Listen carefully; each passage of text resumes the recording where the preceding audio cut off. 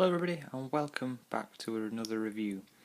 Now this time we're returning to my local area, my roots, good old LNER. Now this is a beautiful model, something I've been wanting for the past year, ever since Hornby announced them, ever since they came out. But I never ever got around to getting one. There was always stuff in the way, there was always other engines that ended up getting bought. It was something I toyed with and I just kept putting off, but today I decided, no, enough's enough, it's about high time I got myself a J15. Now, before we start looking at the model, I just want to give you a bit of history about the class, and then we'll get into looking at what a beautiful little model this is. Now, the Y14s, as they were originally known and introduced by the Great Eastern Railway, were built in 1883, if I remember correctly. But unfortunately, this little engine, didn't last past 1936, I do believe, as she was withdrawn and scrapped, which is a big shame. So she never made it to be our days, but thankfully, some of her siblings did. They lasted right up until 1962, I think. Yeah, by 1962 there was only about 15 of them left, and then obviously they would have gone later on, probably around 1964. I do believe that was when most little engines like these would have disappeared. But 7524 never made it to be our days, unfortunately. But a lot of J15s didn't. I mean, they were built, in the mid 1800s. Well, late 1800s, but you know what I mean. They were built late 1800s, and they were being replaced by bigger and stronger engines, so they just became obsolete very quickly. Which is a shame, because they are beautiful little engines, but thankfully one does still survive. Yes, there is one still left in preservation. I'm ashamed to say I've never actually been to see her. She's homed on the North Norfolk Railway, and is currently in her Great Eastern Railway, I think, blue. I do believe, I think it's blue, lined like blue with red lining and such, as running as a Y14, which is brilliant. I would love to see her. Fortunately, Norfolk's a long way away, so never know. One day I might get down to see her. So hopefully I can go on a steam gala or something when I know she's going to be running, so I don't just turn up hoping she's there and she's actually not running at all, which wouldn't be good. But anyway, the model itself by Hornby is a beautifully exquisite little model, and when I say little, I mean little. It is very small, it is tiny. I was looking at it in the cabinet in the model shop, and it was dwarfed by everything else in that cabinet, even even tank engines. The only thing I can think this would dwarf would probably be one of the old Dapol Hornby LNY pugs, but because they are small, but even one of them would probably look a bit bigger than this. She does quite remind me of the LNY Ironclads Class 25s. She does quite remind me of them. Quite small. They're a small little tender engine with the same look to her.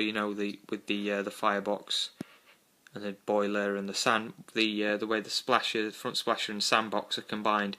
It does very much remind me of it, but this isn't an LNY design. It's a Great Eastern design. And the Great Eastern designs, I have to say, are some of the most beautiful and the best. They did the job they were built to do, and they did it right until they were withdrawn. Whether it be a Q6 or a Y14/J15, they were absolutely brilliant. Now this model by Hornby is, like I say, it's brilliant. It captures the look, and I'd say the overall appeal of the engine itself. The characteristics, just small and quaint, but does its job brilliantly. I mean, they weren't the strongest. I think BR classed them as a 1P 2F. So they were they weren't strongest at all. They wouldn't have been employed on passenger duties and only light freight, but just looking at it, it's absolutely stunning. Now, Hornby've done something. They introduced a new concept with these models that they put in with a few other models of the 2014, or 2015 catalogue. I do believe it was. I can't remember quite how many there were. All I know for definite is there were these and the. Oh god, I'm gonna get shot for this because I can't really remember them. The Southern Region ones, the Drummond 700s. That's the one. Skate my head for a minute. The Drummond 700s in having a die-cast boiler. Well, this has a die-cast boiler. You can see it's quite cold, and it's leaving my fingerprints on it, as you can see. So, warm hands, cold die-cast, So it's got a die-cast boiler, and I do believe a die-cast smoke box. Yep. So the whole thing is die-cast, except for the running plate, of course. They've kind of got a reverse backman with this, die-cast body, plastic running plate. With Batman, it's the other way around, die-cast running plate, plastic body. You know how it is. But incredibly with this, the motor, as I've seen in the magazine comes out, I remember this, the motor is all in here, encased in here, and the gearbox obviously in there. So it's all encased in this tiny little thing, and you know, I mean, the decoder socket's in the tender, of course. I mean, if you didn't have the decoder socket in there, she would not be a DCC ready model, which I think a lot of people complain about because it's not something you particularly expect these. Well, it is. Sorry, what you expect these days. You know, DCC ready. You see in the cab in there, it's very basic. Just shows the very early designs of steam engines from the 1800s were very basic. But you know, she doesn't need anything else. I mean, it would have been. I think she'd have had vacuum fittings because. Well, actually, we'll get onto that in a minute. So she would have, you know, been steam braked. I think maybe vac braked, you know, for some fitted goods. You see, she's got the reverser wheel there. And if the camera wants to focus for me, there we go. You can see the silver reverser, and I'm not sure if you can see the firebox door. It's a little dark in there, but if we just look at the tender, now the tender is very light. That's when if you pick up the model, you notice. I mean, look at that straight away. The tender isn't moving, but the locomotive is going downwards. The loco has a lot of weight thanks to that die-cast boiler, which does make it run beautifully. She's an absolutely stunning runner. I've given her a little bit of a test run. She's not had time to bed in or anything yet, but straight from the box, from first movements, it's smooth, it's flawless, it's absolutely fantastic. And looking at the tender, you can see the tender has an M coupling fitted. The front one, you do get one in the detailing pack. I mean, I take them out, I use screw-link couplings, but she does have sprung buffers.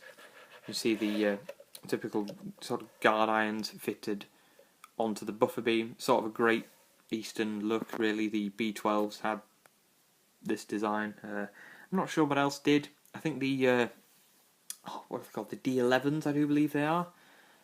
Or Claude Hamiltons, I think they were also known as, did have them. But like I say, the tender is extremely light, and it is an 8-pin decoder socket in here, I do believe. So, in fact, I can just double check that for you. Well, if it says it on the box. It just says on the box, I'm afraid it just says DCC ready, so I can't confirm that. But Hornby being Hornby, it's most likely 8-pin, might be 6. I don't know, but I do think it would be an 8-pin in this. You see the coal load in there, I do believe it's removable, I'm not too sure. It doesn't actually look like it's removable, so I think that coal is just moulded in there, but you know, you've got a lot of space in there to fit your own, which I will be doing, and there's the slot for some tools, and you've got obviously your little storage boxes and whatnot, and the tender handbrake lever there. So, you know, there's not really much else to the engine. It's a basic little goods engine. It's just what it is. But Hornby have captured it beautifully. I mean, you've got a bit in there under the boiler. There is a slight bit of a representation of the valve gear inside.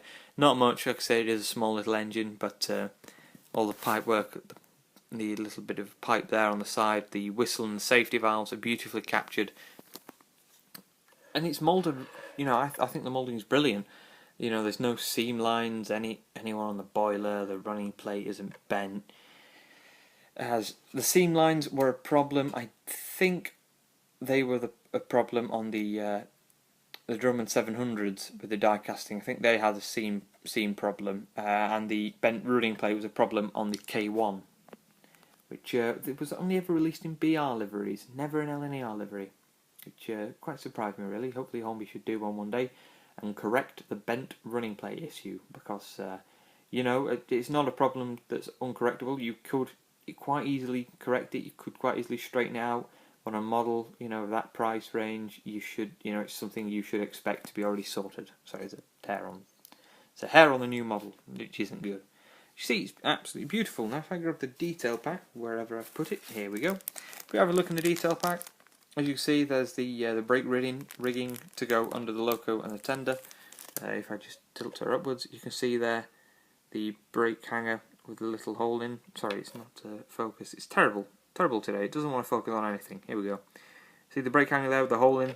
If we look underneath the model, as you can see, that's where you'll fit all your brake rigging under there. There's the other NEM coupler, including the pocket, to fit under the front, and a vacuum pipe. Now, the vacuum pipe, I will say, is not for the front at all. You don't put the vacuum pipe on the front. The vac pipe goes on the back, because these models would have always pulled, not models, these engines, sorry, would have only needed vacuum pipes on the back. Because, they were goods engines, they never work passenger trains, they don't have steam heat pipes or anything, they just have one vac pipe. As I said, very, very basic engines. They're designed for one purpose, which is goods work, and they do that purpose well. Now, the preserved example obviously will be fitted with vac pipes either end. Some were fitted with vacuum pipes at either end and steam heat pipes and such. Because some did run passenger trains, but obviously 7524 only ever ran goods trains. I mean, she didn't make it past LNER days. She fought through one war, but never made the other one. Fell short by a few years, I think. 1936, yeah, just a few years. So you never know, maybe should have seen active service in the Second World War like some of her siblings, but not this little engine. But the model, obviously, I haven't said anything about the livery. It's kind of obvious. It's LNER black with the yellow lettering, which is, it's different. It's nice to have something different, because pretty much all my other LNER engines have the gold lettering. That's because, in the sake of Green Arrow, that's a custom. Green Arrow's a custom one I've repainted, but that's in apple green, like Flying Scotsman, so it would have the gold lettering. This is the first one I've ever had with the yellow lettering instead, so it's really nice. I mean, you can see, there's bits of rivet detail, there's not really much, there's a bit on the sides, you can see it in the yellow quite easily, and a bit just at the top there in the black, and a few rivets just around the base of the chimney here. The camera decides it wants to focus. I don't think it will. I do apologise. It's been horrible today with my camera, and that was my thumb in the way, so that doesn't help. Oh, that's the best we can get. See, there is a rivet detailing there, and if we look just on the splasher here, there's the builder's plate. I can't quite read it out. All I can depict from there is the engine's number, 7524. But I don't really know what else I can say about the model. It's absolutely gorgeous. It's tiny. It's really sweet. It is a really sweet little engine. Like I say, it's absolutely tiny, and I do highly recommend it. I really do. It's a superb runner. It would be very strong with that diecast boiler. The only criticism I could really have would say the tender could do with a bit of weight. It's something I'll be adding myself. I'll be adding some weight to the tender myself. It's the only gripe I can think that I'd have with it.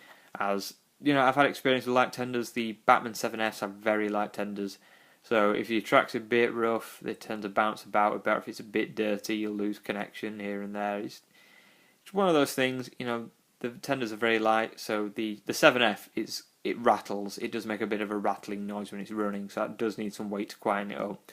This one, not so much. It's a quiet, smooth, brilliant performer. It's absolutely flawless. It's quite a good credit to Hornby. They've had a bit of an up and down time over the past few years. Some of the designs haven't been the best. This one, though, this one is a winner. This one's flawless. It's beautiful. I highly recommend them. They've either brought them out or they are bringing them out soon. I don't know, depending on when this video is made, but I do know the fact that they are bringing out some more J15s very, very soon. And if I think there are still some of these ones kicking about. There are two other liveries available. Obviously this LNER black, but there's BR early and BR late crests. So you get yourself one of them. There weren't many left by BR days, but there were still some kicking about doing what they were built to do, and that's hauling goods trains. It's absolutely fantastic. So thank you very much for watching, guys, and subscribe if you are new. If you enjoy my videos, no obligation. Subscribe if you want. I do upload. I try and upload a few a month. A couple of months or something. It depends what I get a chance to. But anyway, thank you very much for watching this video, and I will see you all in the next one. Goodbye for now.